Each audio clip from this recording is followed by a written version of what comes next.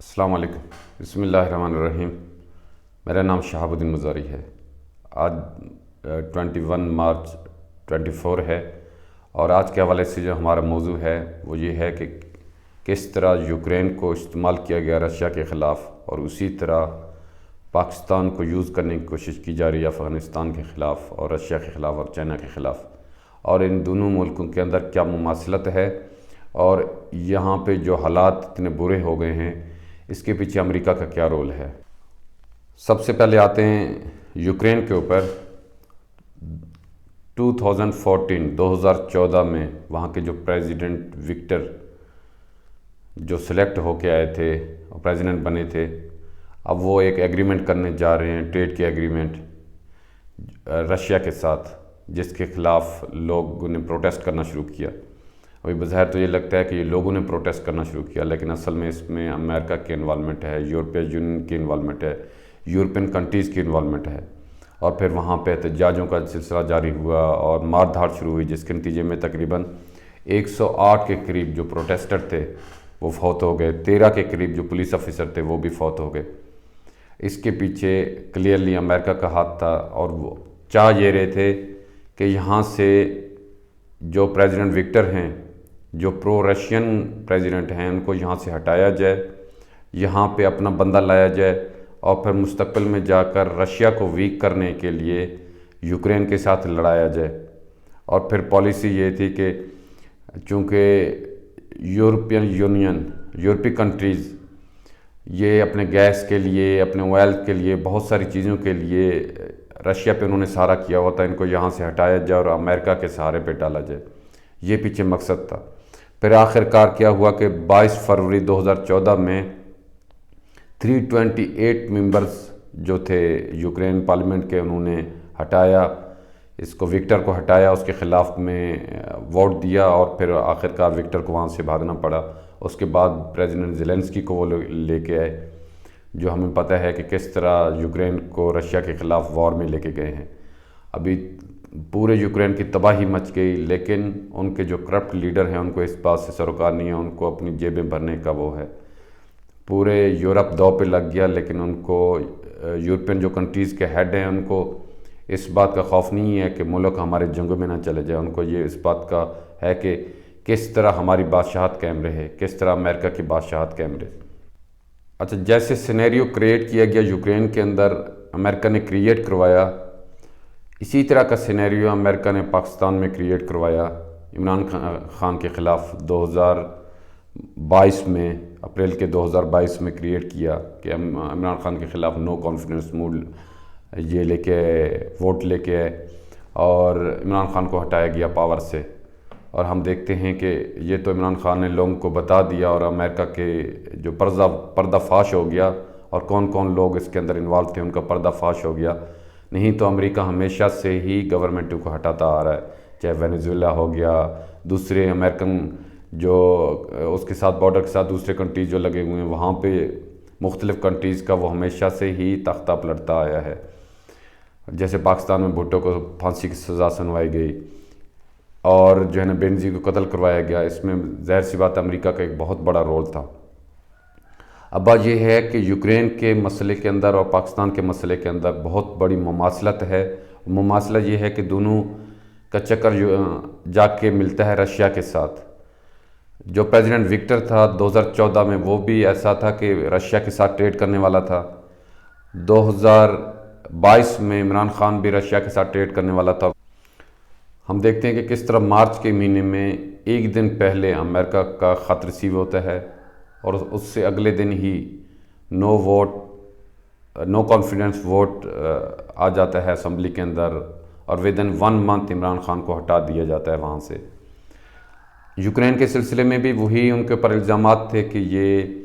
کیا کر رہے ہیں کہ ملک کو معاشی تباہی کی طرف لے کے جا رہے ہیں، ملک کو صحیح طرح مینیج نہیں کر پا رہے ہیں وکٹر، اس وجہ سے پروٹیسٹ ہوئے اور ان کو ہٹا دیا گیا۔ پاکستان کے معاملے میں بھی جب یہ نو کانفیڈنس ووٹ لایا گیا تو اس وقت جو شہباز شریف صاحب تھے ان کا بھی یہ کہنا تھا کہ عمران خان چونکہ اکانومی کو پراپرلی ہینڈل نہیں کر پا رہے ہیں، اس وجہ سے ہم یہ نو کانفیڈنس ووٹ لے کے آ رہے ہیں۔ حالانکہ جتنی کرپشن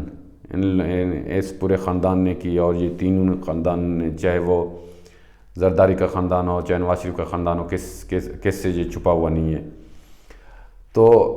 یہ ان سب نے مل کر عمران خان کو یہاں سے ہٹا دیا۔ ہم دیکھتے ہیں کہ یہاں پہ سملرٹیز ہیں پاکستان کے سینیریو کے اندر اور یوکرین کے سینیریو کے اندر۔ دونوں کا تعلق جا کے لگتا ہے رشیا کے ساتھ، جو کہ امریکہ کو پسند نہیں ہے، اس وجہ سے یہاں سے ان کو ہٹا دیا گیا۔ پھر دونوں ملکوں کے اندر، یوکرین کے اندر اور پاکستان کے اندر، یہ سملرٹی ہے کہ دونوں ملکوں کو ایک جنگ کے لیے یوز کیا جا رہا ہے۔ یوکرین کو یوز کیا گیا رشیا کے خلاف اور اس کی تباہی مچا دی گئی۔ اسی طرح پاکستان کو بھی یوز یہ لوگ کرنے والے ہیں افغانستان کے خلاف میں، اور پورے اس ریجن کو ڈسٹرب کرنے کے لیے۔ جس طرح یوکرین کے اندر یہ انہوں نے چورن بیچا کہ ہم یوکرین کو نیٹو کے اندر لے رہے ہیں، اور اس کے بعد میں رشیا کو اس بات پہ مجبور کیا گیا کہ وہ یوکرین کے اوپر حملہ کرے تاکہ نیٹو کے جو فورسز ہیں رشیا کے بارڈر تک نہ آ جائیں۔ یہ چورن بیچنے کی کوشش کی گئی یوکرینین لوگوں کو، اور ان کو یہ چورن بیچنے کی کوشش کی گئی کہ آپ کو ہم یورپی یونین کا حصہ بناتے ہیں، اور بعد میں آپ سٹیبل بھی ہو جائیں گے، اکانومی بھی آپ کی سٹیبل ہو جائے گی، سب کچھ آپ کا صحیح ہو جائے گا۔ اور یہ چورن بیچ کر کرپٹ لیڈر کے تحت اس کو لڑایا گیا رشیا کے ساتھ، اور پورے کتنے لاکھ، 5 سے 10 لاکھ کے قریب وہاں پہ جو فوجی ہیں وہ فوت ہو گئے ہیں، اور لوگ مارے جا چکے ہیں، اور اکانومی کا بھی برگس نکال دیا گیا۔ لیکن جو ظاہر سی بات ہے کرپٹ لیڈرز ہیں وہ ایسے یہ کام نہیں کریں گے، ان کو بھی پیسے دیے گئے ہوں گے، ان کو فیسلٹی دی گئی ہوں گی۔ سیم چورن پاکستان میں بیچنے کی کوشش کی جا رہی ہے کہ تمہارے تو افغانستان والے تمہارے دشمن ہیں، اور دیکھو یہ روزانہ کی بنیاد پر تمہارے پر اٹیک کر رہے ہیں اور تمہارے لوگوں کو مار رہے ہیں۔ لوگوں کو یہ چورن بیچنے کی کوشش کی جا رہی ہے۔ حالانکہ اس سے زیادہ لوگ، جب اشرف غنی کی حکومت تھی، جب امریکہ یہاں افغانستان کے اندر ہی تھا، تحریک طالبان جو پاکستان تھا اس نے اس سے زیادہ اٹیک کیے تھے پاکستان کے اندر، اور زیادہ لوگوں کو مارا تھا یہاں پہ۔ اس وقت تو کوئی اس طرح نہیں آیا کہ ہم افغانستان ہمارا دشمن ہے اور ہم جا کے اس کے اوپر اٹیک کریں گے اور ہم تحریک طالبان کا خاتمہ کر دیں گے۔ ابھی یہ چورن بیچنے کی کوشش کی جا رہی ہے کہ افغانستان تمہارا دشمن ہے، اور اس کو دشمن بنانے کی کوشش کی جا رہی ہے۔ لیکن لوگوں کو تو خیر پتہ چل گیا ہے، لوگوں کو یہ بات ہضم تو نہیں ہو رہی ہے کہ یہ کس طرح ہوا کہ وہ لوگ پہلے جنہوں نے اتنے سارے لوگوں کو مارا، تو اس وقت یہ نہیں کہا گیا کہ افغانستان تمہارا دشمن ہے، اس وقت یہ کہا گیا افغانی تمہارے بھائی ہیں اور یہ ہیں، ہمیں ان کی مدد کرنی چاہیے۔ اور پھر ابھی جا کر یہ چورن بیچنے کی کوشش کی جا رہی ہے، اور افغانستان کو ہمارا دشمن بنانے کی کوشش کی جا رہی ہے، اور پاکستان اور افغانستان کو لڑانے کی کوشش کی جا رہی ہے۔ اس میں ظاہر سی بات ہے کچھ ایلیمنٹس وہاں سے بھی یوز ہو رہے ہیں اور کچھ ایلیمنٹس یہاں سے بھی یوز ہو رہے ہیں، اور کرپٹ لیڈروں کے تحت ان کو جا کر جو ہے نا جنگ کے دہانے پہ ان کو پھر کھڑا کیا جا رہا ہے۔ اس سے کیا ہوگا، جو کرپٹ لیڈرز ہیں ان کی جیبیں بھر جائیں گی، ان کی جائیدادوں میں اور اضافہ ہو جائے گا، اور لوگوں کی جیسے امریکہ کے وار میں پاکستان شامل ہوا تھا اور تقریباً 70,000 سے زیادہ لوگ شہید ہو چکے تھے، اور پاکستان کی اکانومی کی تباہی ہو گئی تھی۔ لیکن جو کرپٹ جنہوں نے ان کو ڈالا، پاکستان کو اس سینیریو میں ڈالا، ان کی جائیدادوں میں اضافہ ہو گیا، ان کے بچوں کی جائیدادوں میں اضافہ ہو گیا، اور وہ باہر چلے گئے، مزے کر رہے ہیں، ان کی اولادیں مزے کر رہی ہیں، جبکہ بھگتنا پاکستانی عوام کو پڑ رہا ہے۔ اسی طرح